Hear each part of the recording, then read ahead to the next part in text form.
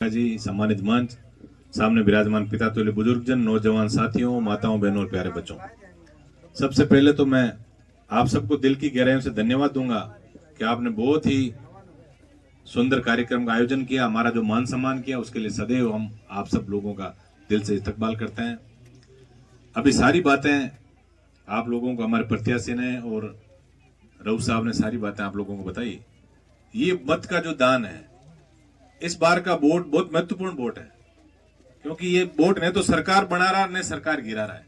ये वोट मोदी, अमित शाह और भजनलाल का घमंड चूर करने के लिए वोट आप दे रहे हो। इस चीज का आपको ध्यान रखना है। फ्यूचर के अंदर यदि आरएलपी विजय होगी 23 तारीख को, तो 24 तारीख अखबार में ही छपाएगा कि भारतीय जनता पार्टी के मोदी, अमित शाह और भजनलाल का घमंड जो ख्यूसर की जनता ने चकनाचूर किया।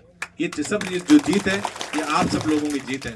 मैं तो इतना ही निवेदन आप सबसे कर सकता हूं कि हमें विकास के नाम पे वोट देना है, हमें आपसी प्यार प्रेम के नाम से वोट देना है। जो एक मोहब्बत का पैगाम हम सबसे पहले 2008 के अंदर यहाँ लेके आए और सिंधीपुरा के लोगों ने जिस तरह से हमें गले लगाया, और वो मोहब्बत दिन दूनी रात चौगुनी बढ़ी, और आज छोटे छोटे बच्चों को देखते हैं। वोट का पता गांव में बच्चों से लगता है। जैसे सभा होती है, बच्चे हाथ में झंडी लेकर भागते हैं ना गाड़ियों के साथ, इसका मतलब वोट बहुत है यहाँ।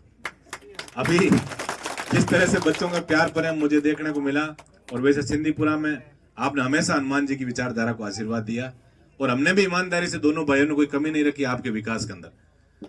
अंतिम गांव है सिंधीपुरा नागौर जिले का, सड़कों का हमने जाल बिछाने का प्रयास किया। आपके ईदगाह के अंदर चौकी का बड़ा निर्माण 2-3 बार आपने जो मांग की, हम लोगों ने उसका प्रयास किया। ट्यूबवेलें, 1-2 ट्यूबवेलें अभी सैंक्शन हो गई, लेकिन वो खुद नहीं पाई। उसके अलावा ढाणी ढाणी बिजली की भी बात की। 1-2 सड़क मुझे अभी ध्यान है, 1-आध सड़क का काम अभी बाकी रह गया आपका, लेकिन आप उससे वादा करके जा रहे हैं इन चुनाव के बाद जितने भी विकास के अधूरे काम है वो काम हम आपके पूरे करेंगे। सोशल मीडिया का जमाना है भाइयों, मैं तो एक ही चीज का निवेदन आप सबसे करूंगा कि सोशल मीडिया का जमाना है, इस पे झूठ भी बहुत चलती है। अभी कल परसों मैंने देखा था, एक आ रहा था सिंधीपुरा में भारतीय जनता पार्टी को भारी समर्थन। यदि सिंधीपुरा में भारतीय जनता पार्टी को समर्थन हो गया तो फिर हम किसके लिए लड़ रहे हैं, आप बताओ मुझे। इस बात को सोचने की आवश्यकता है। कौन सी वो ताकतें हैं जिन्होंने देश के अंदर नफरत फैला के और भाई भाई को लड़ाने का काम किया?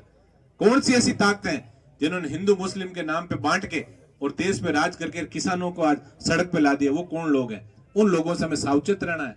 छोटी मोटी भाइयों का आपस में कोई मनमुटाव होता है, उस मनमुटाव को आप एक बार 13 तारीख तक जाजम के नीचे रखना। हम पूरा प्रयास करेंगे, और हमारे घर पे हम ईमानदारी से कह रहे हैं, हमारे घर पे यदि कोई भी आदमी आके और एक छोटा कागज भी देता है विकास का, हम दोनों भाइयों ने कभी नहीं तो उसकी जाति पूछी, न धर्म पूछा, नहीं पूछा आप लोगों ने वोट दिया नहीं दिया, क्योंकि ये हमारा राज धर्म है। आप लोगों ने हमें मत का दान देके और क्षेत्र का प्रतिनिधित्व देने का मौका मिला, हमने ईमानदारी से हमारा राज धर्म निभाया कि भाई हम आपकी सेवा करें। हम दोनों भाइयों ने आपकी सेवा में कोई कसर नहीं छोड़ी। फिर भी कुछ लोग आपको बरगलाने का प्रयास करेंगे। मैं तो इतना ही निवेदन आप सबसे कर रहा हूँ। वैसे आप लोग बहुत समझदार हैं, क्योंकि अभी जो लोकसभा के चुनाव जब हुए उसके अंदर आपका जो मतदान का जो आंकड़ा था सिंधीपुरा का, निश्चित रूप से आप लोगों ने साबित कर दिया कि हम भाई भाइयों का बीच में आपस में गाँव में कोई मनमुटाव हो सकता है, लेकिन जब बात मान सम्मान की, स्वाभिमान की जब बात आएगी, तब हम सब लोग एक जाजम पे बैठ के और एक किसान के बेटे हनुमान बेनीवाल को मजबूत करेंगे। आपने हमेशा बहुत मजबूती से हनुमान बेनीवाल का साथ दिया। आज तो मैं इतना निवेदन आप सबसे करने आया हूं कि 13 तारीख को ज्यादा से ज्यादा वोट जो है वो कनिका बेनीवाल जी को 1 नंबर पे जो बोतल का चुनाव चिन्ह है उस पर देके और भारी आशीर्वाद आप लोग देना। विकास में कोई कमी नहीं रखेंगे। देखिए, कांग्रेस और भारतीय जनता पार्टी के नेता आपने देखा होगा 2 दिन से कोई रो रहा है, कोई पगड़ियां नीचे कर रहा है, 4-5 बार यूं कर रहा है। कहां गए थे ये लोग?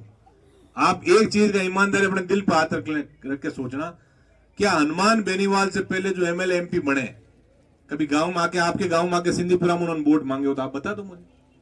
किसी की शादी में आए हो तो बता दो, किसी के बुरे समय में आए हो तो बता दो। आप आज घर घर क्यों आ रहे हैं? कि हनुमान बेनीवाल ने उनको मजबूर किया। उन हनुमान बेनीवाल ने ये सब लोगों को बताया कि चुना हुआ जनप्रतिनिधि कोई भगवान का रूप नहीं होता, वो भी एक आम आदमी होता है, और उसकी ताकत उसकी जनता है। आप लोग हनुमान बेनीवाल की ताकत हो, और आप बड़े सौभाग्यशाली लोग हो। ऐसा कप्तान आप लोगों को मिला, और हमें ये गर्व की बात है कि ऐसे कप्तान का सैनिक बन के आपकी सेवा करने का मौका मिला, जिसने राजनीति में काजल की कोठरी में रहकर काला दाग नहीं लगने दिया। आज आप देख रहे हो अखबारों के अंदर, आप पढ़ लो, एक बार सरपंच भी रह जाता आदमी तो भी उसमें भ्रष्टाचार के आरोप लग जाते हैं। वो अपने साथ पूछते होंगे, बातें सोचता है सुखी कैसे करें उनको। लेकिन हनुमान बेनीवाल ऐसा व्यक्ति है जिसने ईमानदारी की राजनीति की, आप लोगों को आगे बढ़ाया और आप लोगों को साथ बैठ के और अपने हक और अधिकार के लिए लड़ना सिखाया। तो ऐसे व्यक्ति को आप सब लोगों को मजबूत बनाना है। मुझे पूरी उम्मीद है आप लोगों के आंखों में आंखें डाल के, जब मैं लगातार आते सबको देख रहा हूं, आप लोगों का जो आत्मविश्वास जो है, ये कहीं ना कहीं पूरा आशीर्वाद आप लोग कनिका जी को देंगे। आने वाले 13 तारीख को बोतल के चुनाव चिन्ह पे ज्यादा से ज्यादा वोट देके और पूरा आशीर्वाद आप हनुमान जी को देना। धन्यवाद, नमस्कार।